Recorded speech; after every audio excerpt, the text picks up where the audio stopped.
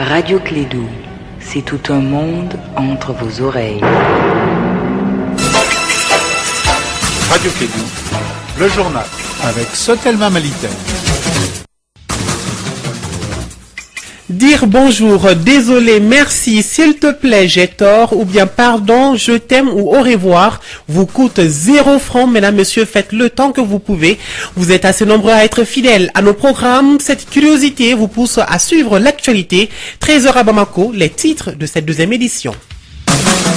Incivisme fiscal au Mali, plus de 75% des Maliens ne payent pas régulièrement leur impôt. Une campagne de sensibilisation et d'information des populations sur le civisme fiscal a été officiellement lancée hier. Les précisions dans ce journal. Actualité hors de chez nous au Cameroun, Paul Biya réélu à la présidence avec 71,28%. Le président Paul Biya est vainqueur dans 9 régions sur 10. Il l'emporte également largement dans les 3 départements du Septentrion. Il l'emporte aussi largement dans le centre et dans l'est et obtient 92,91% des voix dans son fief du sud. Et puis le président turc profite de l'embarras de Riyad dans l'affaire Khashoggi, du nom du journaliste tué au consulat saoudien d'Istanbul, pour occuper le devant de la scène, un moyen pour lui de gagner de l'influence au niveau régional. Et on évoquera également des législatives au Gabon. Et puis restez avec nous jusqu'à la fin de ce journal pour avoir les dernières actualités sportives dominées par la Ligue des champions de l'UEFA qui reprend ses droits ce mardi en faveur de la 3e journée des phases de poule.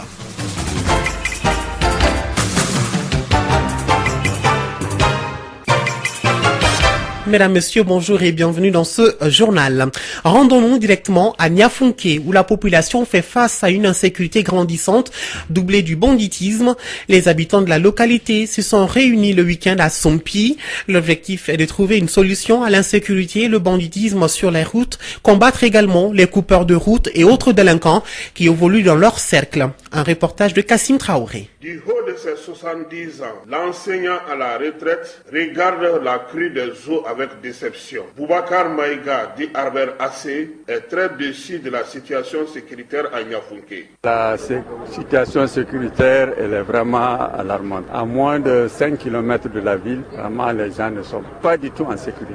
Nos populations qui doivent aller dans les foires voisines, elles sont tout le temps arrêtées, dépouillées, même quelquefois fouettées, tuées, enlever les motos, etc., même les voitures. Donc vraiment, ça ne va pas du tout. Dans le vestibule du chef de village, on joue à la sensibilisation. Baba Dinti Traoré, chef de village de Niafunké. Nous faisons de notre mieux parce qu'il y a certaines choses en ce qui concerne la sécurité, surtout quand on parle de sécurité. Nous, on ne voit que les porteurs d'uniformes. Bon. Cependant, il y a lieu aussi qu'on s'évertue à sensibiliser nos gens. Alors, c'est ce qu'on continue à faire aussi parce qu'il faut le faire croire que ça va venir avec le temps. Sinon, vraiment, visiblement, on sait que nous sommes sous menace. Le conseiller communal de Sumboudou, commune principale de Niafunké, n'est pas du tout satisfait de la présence des militaires maliens. On a un détachement ici, mais il paraît qu'ils sont là pour veiller sur le matériel de Satom. Donc en réalité, je crois que ça ne doit pas être pour les populations. Donc les activités des populations ne sont pas sécurisées, les foires? Pas du tout. Les jours de foire ici, c'est jeudi. Même les villages qui viennent pour la foire ici, les jeudis, quand ils retournent à 10 km, 15 km de Niafunké, on les arrête, on les dépouille, tout. Quelquefois, même les habits qu'ils portent, on leur enlève.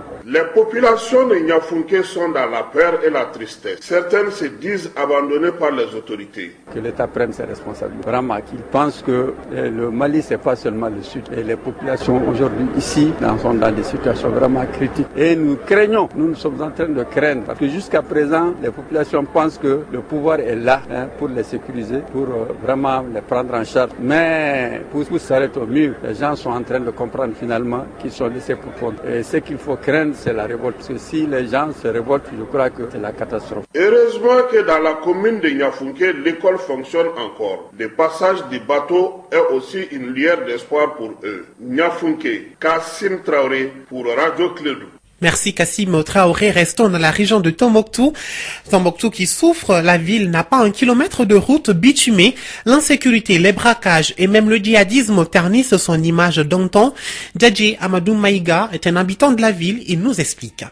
On a l'impression d'être dans une prison à ciel ouvert. Parce que la prison, elle est fermée elle ne permet pas de sortir, mais nous avons l'impression d'être libres alors que nous ne sommes libres de rien. On n'est pas libre de nos mouvements, on n'est pas libre de nos actions, on n'est pas libre de nos idées, on n'est même pas libre de notre conscience, parce que des influences multiples font que notre conscience même est quelque peu touchée dès lors où il se passe autour de nous un certain nombre de choses qui sont inimaginables. Nous avons eu l'opportunité de rester ici pendant toute la période d'occupation. Les gens se plaignaient du fait qu'il y avait insécurité, mais on a comme l'impression que cette période semble mieux valoir que la période que nous vivons aujourd'hui, période à laquelle nous pensons être en liberté. Pourquoi? Parce que toutes les autorités disent nous nous employons à faire en sorte qu'il y ait la sécurité. Alors qu'il n'en est pas. Mais tous les actes qui se posent tous les jours montrent qu'aucune disposition n'est prise. Ces dispositions deviennent comme des chimères. Parce que nous constatons aucune disposition sécuritaire. Nous voyons des forces armées qui sont là, qui sont casernées.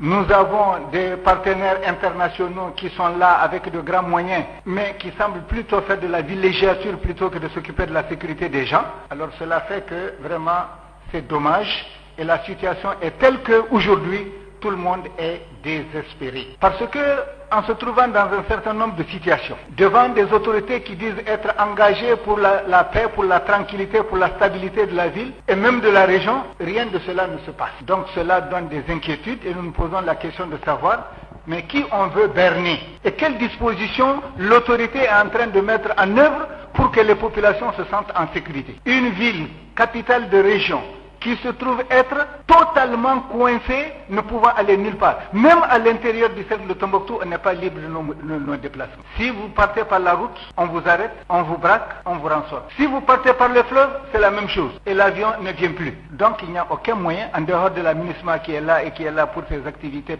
propres et qui peut-être par tout simplement vouloir être utile, quand la possibilité s'offre, on prend des gens, mais là aussi, ce n'est pas tout le monde qui comprend et ça pose un certain nombre de problèmes. Voilà, à l'instant donc, les explications d'un habitant de la ville de Tombouctou, Djadji Amadou Maïga, qui a été interrogé par Kassim Traoré. 8 minutes au-delà de 13 heures.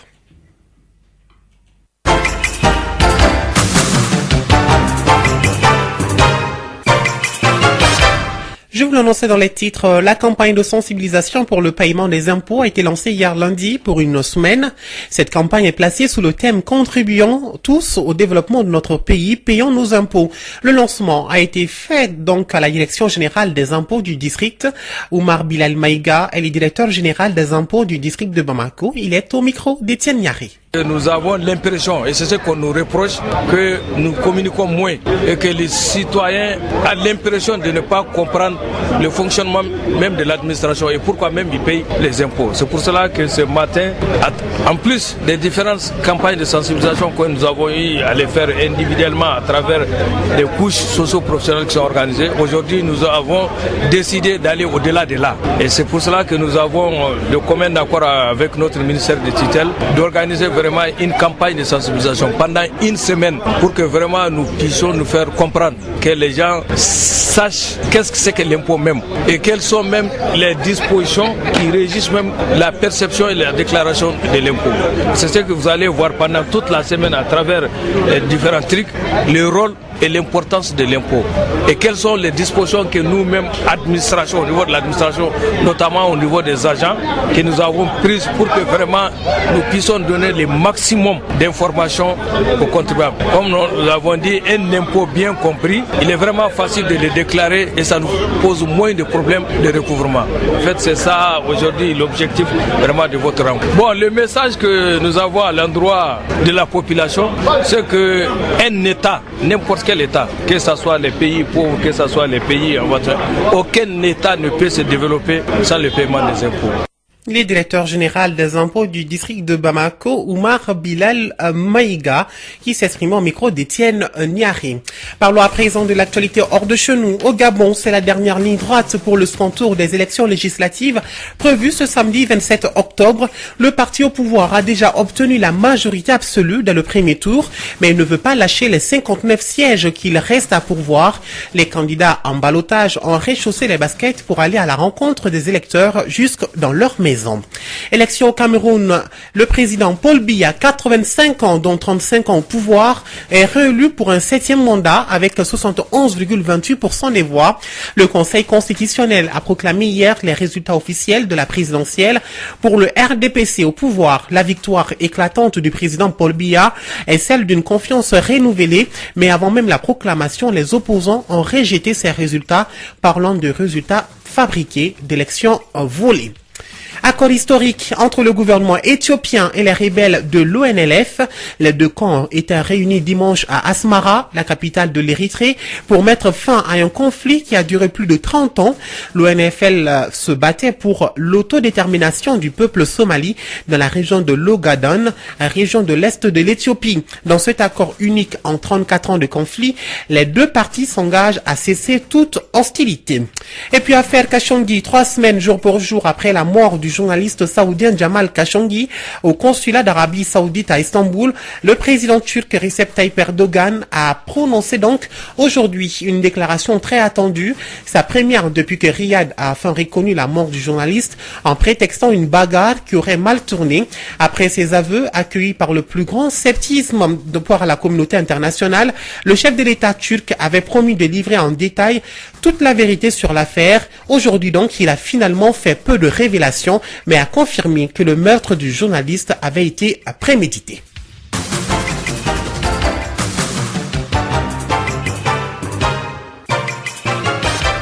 13h12, ce journal ne sera pas complet sans la page sport et la belle voix de Nana Samake que j'accueille dans ce studio. Nana, bonjour. Bonjour Moussa Papa, bonjour à toutes et à tous. Alors, Coupe de Ligue du district de Bamako, la deuxième journée a pris fin hier au stade Mamadou Konaté et la troisième débute demain. Bonne opération pour les 11 créateurs opposés à son rival de la Somme. L'équipe de Nyarela s'est imposée par le minimum 1-0 grâce à une réalisation de Oumar Diré à la 41e minute. Dans l'autre match de la soirée, le Yélé Olympique et le LCBA se sont neutralisés 1 partout. Dans une rencontre bien serrée, c'est le LCBA qui ouvre le score à la 62e minute par Adama Diarra avant de se voir rattraper à 10 minutes de la fin grâce à une réalisation de Djadje Samadjari. Au classement, après 2 journées, c'est le Stade malien qui est en tête avec 4 points, suivi des 11 créateurs de l'USFAS et de l'AS Black Star 3 points. La troisième journée débute ce mercredi, comme tu l'as dit, avec 2 rencontres au stade Mamadou Konaté. À 16h, le stade malien reçoit l'AS Black Star et à 18h, l'USFAS joue contre l'AS Real de Bamako. Et compétition africaine des clubs de la CAF, on joue ce milieu de semaine les matchs retour des demi-finales. En Ligue des Champions, battu en Angola 1-0 lors du match aller, l'Espérance de Tunis tentera de se racheter ce soir au stade de Rades contre le 1er agosto. Coup d'envoi de la rencontre est prévu à 16h temps universel. L'autre demi-finale oppose à Sétif, l'entente sportive Sétif et Al-Ali d'Égypte à 19h.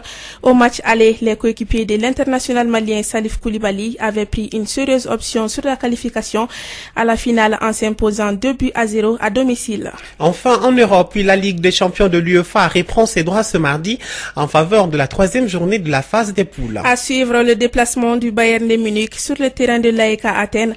En difficulté en ce moment, le Real Madrid accueille le Victoria Plzen tandis que Manchester City rend visite au Shakhtar Donetsk. À suivre également Offenheim Lyon, AS Roma, CSKA Moscou et les chocs Manchester United, Juventus de Turin. Moussa Papaïdra. Merci bien Nana Samake, vous restez avec nous pour suivre le cours de ce journal. La journée mondiale de l'alimentation a été célébrée hier ici à Bamako sous le thème Agir pour l'avenir, la faim zéro en 2030, c'est possible. La FAO en collaboration avec le PAM, l'UNICEF, l'ONU Femmes a organisé une journée de réflexion sur l'objectif faim zéro à l'horizon 2030. L'objectif de cette rencontre est de renforcer les actions en faveur des populations qui souffrent de l'insécurité alimentaire et nutritionnelle. La faim est causée par un ensemble de facteurs contextuels. On parle d'insécurité alimentaire et nutritionnelle lorsqu'une partie de la population n'atteint pas un niveau d'apport alimentaire suffisant pour satisfaire leurs besoins énergétiques. Des études ont démontré que le Mali a perdu en 2013 265 milliards de francs CFA, soit 4,6% de son produit intérieur brut. Nango Dambélé, ministre de l'Agriculture. Aujourd'hui, nous avons un programme de mécanisation subventionné à 50% pour augmenter la productivité du travail des producteurs, parce que c'est de ça qu'il s'agit. pour pouvoir lutter contre la faim et pour non seulement produire suffisamment, mais permet de générer aussi des revenus pour ceux qui ne sont pas agriculteurs. Donc, mais le plus important dans un contexte sahélien, c'est le programme d'aménagement des terres, la politique d'irrigation pour soustraire un peu notre production des aléas climatiques. Si demain nous arrivons à faire 60%, à produire 60% de nos besoins avec maîtrise totale de l'eau, moi je dirais que nous allons probablement gagner la lutte contre l'insécurité alimentaire. Un certain nombre d'activités ont été programmées durant ce mois afin de sensibiliser la population sur l'objectif Fin Zéro en 2030. Amadou Alaoui Diallo, représentant de la FAO au Mali. Tous les ans, tous les pays membres de la FAO, avec la FAO célèbre la journée mondiale de l'alimentation, qui correspond en fait à l'anniversaire de la FAO. C'est le 16 octobre. Le 16 octobre, comme vous l'avez suivi, nous avons prévu un certain nombre d'activités, dont celle d'aujourd'hui, pour parler de la sécurité alimentaire, de l'objectif Fin Zéro, que la communauté internationale s'est fixée à l'horizon 2030 et aussi parler des questions de sécurité alimentaire, de nutrition, de protection sociale dans le monde et au Mali en particulier. Donc c'est cela l'objectif. Le Mali connaît des progrès dans la lutte contre la malnutrition, même si les résultats restent en dessous des ambitions politiques.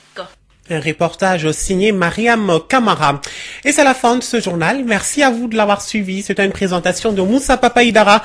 La mise en onde a été bien assurée par Brahima Traoré. La pensée du jour, ne jamais perdre espoir, même quand tout va mal. Mesdames, Messieurs, passez d'excellents moments en compagnie des programmes de la Radio Clédou. Radio Clédou, le journal avec Sotelma Malitaire. Radio Clédou à Caille, 90.8 MHz. Place à présent à la page Elect. Eh bien, une forte équipe de NDI a rencontré les responsables du parti SNID Faso Iliwatan ce 22 octobre 2018. L'objectif était de soumettre au SNID une fiche d'évaluation intitulée « Outils gagnés avec les femmes ». Elect faisait partie de la délégation. Elle nous fait le compte rendu aujourd'hui. Bonjour Elect. Bonjour Moussa Papa, bonjour à tous et à tous. Alors, très précisément, qu'est-ce qui composait la délégation du NDI? La délégation était composée de l'équipe de l'objectif chargé de soutenir la société civile et les partis politiques pour renforcer le leadership et la participation politique des femmes, conformément à la loi 052 sur la promotion du genre, ainsi que le responsable du suivi et variation du NDI, Moussa Papa. Et quelles sont les personnalités du SNID qui ont reçu la délégation du NDI? À cette rencontre, il y avait le secrétaire général du parti SNID, Dr Amadou Si, M. Dala Dougouré, secrétaire général adjoint, Mme Fatoumata Aglignon, secrétaire général adjoint, Mme Fadimata Sidibé, présidente des femmes, enfin M. Cheikh Atedjara, chargé des élections. Et nous sommes curieux de savoir qu'est-ce que le secrétaire général du SNID vous a dit concrètement. Merci à abordé plusieurs sujets, dont celui de la démocratie malienne. Il pense qu'il y a un travail de fond à faire au niveau de la démocratie au Mali. D'accord. La présidente des femmes du SNID, Mme Fadimata Sidibé, était présente. Que dit-elle également? Selon Fadimata Sidibé, le SNID a toujours soutenu des femmes et les jeunes. D'ailleurs, la première vice-présidente du SNID est une femme. Le parti SNID a formé des femmes députées, des femmes maires, des femmes ministres, des femmes chefs de cabinet, des femmes chargées de mission, des femmes attachées des cabinets, conseillères municipales, et ainsi de suite. Lors de la formation pour la prise de la parole par les femmes en public tenue à Kounoukani, ils se sont rendus compte que les femmes ont des difficultés à s'exprimer même en Bambara. Madame Fadimata exhorte les NDI à former les femmes, surtout sur la loi 052, qui est encore mal comprise. Le SNID est-il le seul parti politique que le NDI rencontre? Non. Le NDI rencontrera tous les autres partis politiques dans les jours à venir. Merci bien, Elect, de partager ces moments avec nous. On se retrouve demain pour d'autres actualités. Merci beaucoup. Et c'est la fin de cette page Elect. Merci à vous de l'avoir suivi. Tout de suite, la jeune et dynamique équipe du Desk Sport vous tiendra donc en haleine jusqu'à 14h pour toute l'actualité sportive en langue bambara. D'ici là, prenez soin de vous. Ici, Radio Clédou, c'est tout un monde entre